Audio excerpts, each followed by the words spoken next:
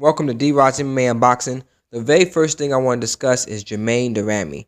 Now, Germaine de Randamie, on paper, it's like it was going to be a great fight because you had a accomplished kickboxer who had my favorite style of kickboxing, is Dutch.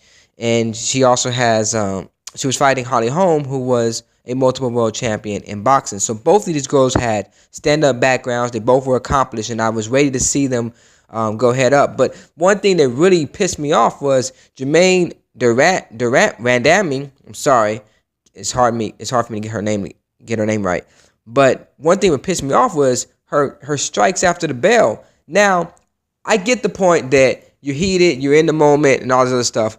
But I'm a martial artist, and when it comes down to martial arts, we have a lot of discipline, and that just don't fly. I mean, I remember when I used to compete and I used to fight and spar, I was completely cognizant of everything around me, and I don't buy that. And when I was 13 years old, my instructor would have me fight older men, and he would give these stipulations to me like, all right, I want you to spar with this guy, but I don't want you to hurt him. And I'm fighting a guy who's outweighs me and who's taller than me. He's got grown man strength, but I had to learn how to have discipline and be focused and not buckle on the pressure and not operate under fear.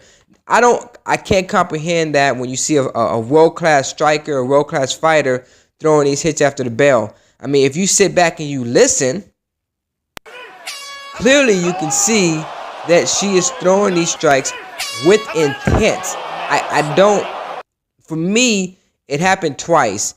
And where Holly Holm got screwed at is because Randamie should have received a point deduction for that. She should have got a point reduction for the first one, and she should have got a point reduction for the second one. The reason why the first one was such a big deal for me was because it was deliberate. You can actually hear the bell ring, and it was a second or two after the bell that she threw that strike. I mean, you could just listen in. I'll probably put it at the end of this video. That strike hit Holmes so hard that she was visibly shaken up. She came out of the round and she just looked like she was hurt. She was in a shell. She reminded me of one of them battered women who just got beat senseless, and that's what she looked like to me. Other than that, man, I know Dana White didn't care for the fight. I like the fight. I don't know what they're thinking as far as making a featherweight division without Chris Cyborg. You get two chicks who's on a losing streak. Randamie, I know she was winning a couple fights. People have been taking her to the ground. Like Amanda Nunes, Miss I'm the best striker in the world, took her to the ground.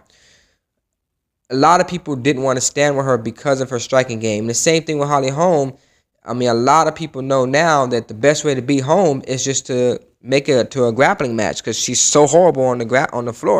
I mean, but for the most part, I enjoy the fight. I don't care what anyone says. It was a tactical battle, and I think the biggest disappointment I have was I wanted to see more adjustments made, and Holm is not looking like a boxer anymore. She kind of reminds me of Donald Cerrone.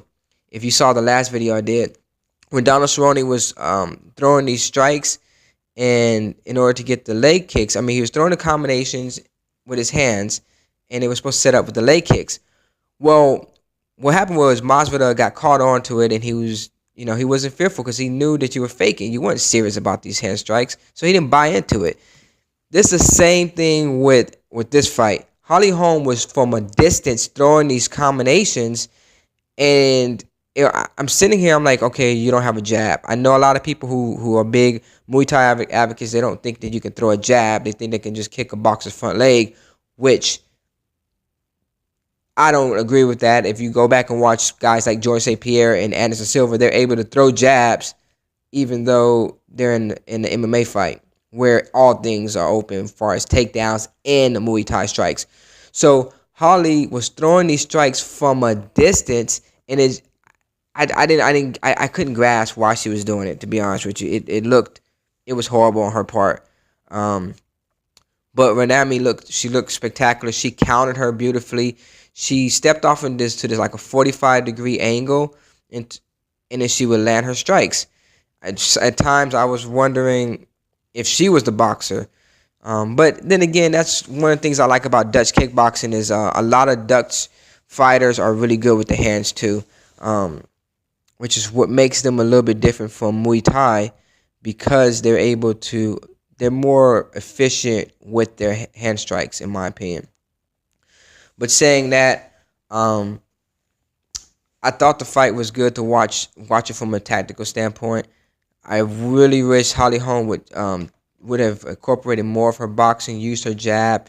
Definitely things that she could have done differently. There's a lot she could have done differently. Like one, if she's gonna use that American kickboxing style, she can use her kicks, like the side kick. I remember I fought this one American kickboxing guy. Can't remember his name, but he was a great fighter. I used to spar with him up in Joe Corley when I used to travel back and forth. And the guy he used a side kick as a jab, and man, that he tore me to pieces. Bill Superfoot Wallace is another one of them guys. He used his side kick as a jab, and man, getting hit with that side kick, man, it stabilizes you. And as you see, she was able to land that kick a couple times, mix that up with the oblique kick, and it will, after a while, wear you down. I remember going home feeling so sore for just getting hit with that side kick. But anyways, she can also throw a roundhouse. I think if she mixed it up with a front kick and a roundhouse, she would have been able to push Randamie back, which would have gave her the respect she needed and allow her to use her boxing more. She didn't stick to that game plan the way I thought, and hence probably why she lost the fight. It goes back to the same thing with the Anderson Silva versus Derek Brunson. You can't complain if the other fighter is basically pressing the action and taking the center of the octagon. They're winning the ring generalship. Now, I'm trying to get this video as short as possible. Now, the other thing I liked a lot about this fight was Randamie seemed to have the better grappling of the skill. Holly was trying to take her down, and she was able to use that wizard. I thought that was beautiful to watch. And she was winning these exchanges in the clinch where she would throw these knees, which was pretty good. What I thought was hilarious was watching Holmes trying to incorporate wrestling in her game. She just wasn't. I mean, her wrestling sucks, and I would prefer she just stick to what she knows. Her wrestling game is not there. I don't think it'll ever be there. I think she should focus more on just being able to keep people from taking her down and being able to get back up to her feet. That's what I think she should do. I gave the fight to Holm just because Holm, I think she lost the first 2 rounds, but the championship rounds, I gave it to her. You can clearly see later on in the fight she was visibly hurting Randamie. She was out. Her shots were affecting Randamie a little bit more, and like the kick to the head was probably unexpected. It was a beautiful thing, and to me, that won her the round. And once again, Randamie should have got a point deduction for that fight. Had the referee deducted Randamie for hitting after the bell, then the fight would have easily been Holly Holm. But I definitely didn't like the way she was trying to make this a grappling match, and she was running into these punches, kind of like Ronda was running into her punches, and Randamie was making her pay and was visibly shaking her up to the point where she was trying to rush in and grab her. But like I said, I thought to me, you can always have your critics. People are not going to always be happy because a lot of people just don't understand what's going on in there. And for me, it was late at night. That's why I had to wait to do this breakdown, because I kind of was getting ready to go to. It was, I was like one of those people that thought that the fight was boring because it was late at night. I was tired. I was ready to go to bed. So I waited and watched the fight again in the morning, and then I got a different opinion of it.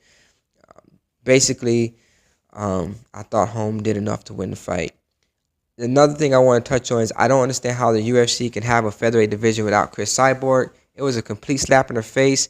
Yes, she failed the drug test, but they could have just held this fight off for a while. There's no way they should have had a featherweight fight without Chris Cyborg, considering the fact that she's been petitioning for it for years. And she didn't even pop for steroids. She popped for something that the UFC gave her so that she can lose weight. But I would like to see the featherweight division continue, just because that's Chris Cyborg's natural weight, and I think she'd be better at that division. She come back, she easily would be the UFC featherweight champion. She'd beat both these chicks. For Holly Holm, man, she's gonna have to learn how to incorporate that boxing, her strong suit, into that game. And other than that, to me, it's a good fight. This is DROD'S MMA and Boxing. If this is any value to you, please subscribe.